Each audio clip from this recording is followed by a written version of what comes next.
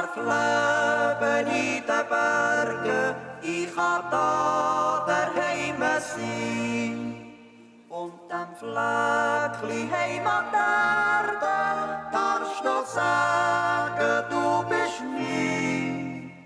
Drum bin ich auch gern bereit und ich zeige Dankbarkeit. Ja.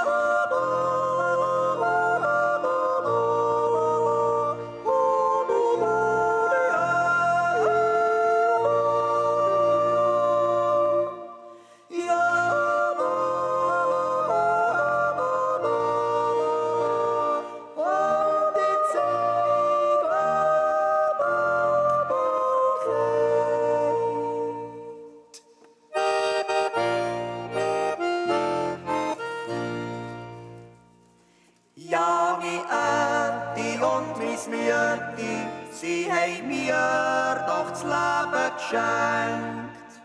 Haben mir gegeben viel Liebe, Güte, so viel hab ich schon dran gedacht.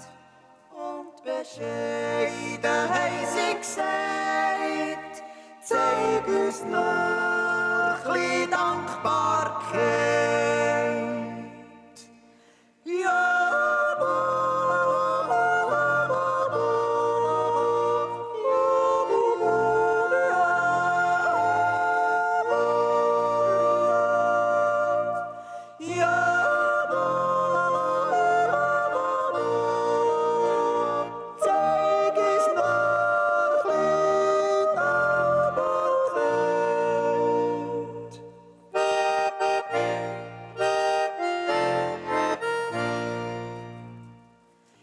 Sitzt du alte Leute aufs Bänkli, all die Kranken brauchen dich.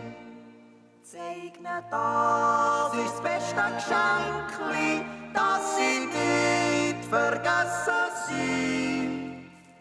Mir hat einst müde gesagt, schönst was gibt, ist Dankbarkeit.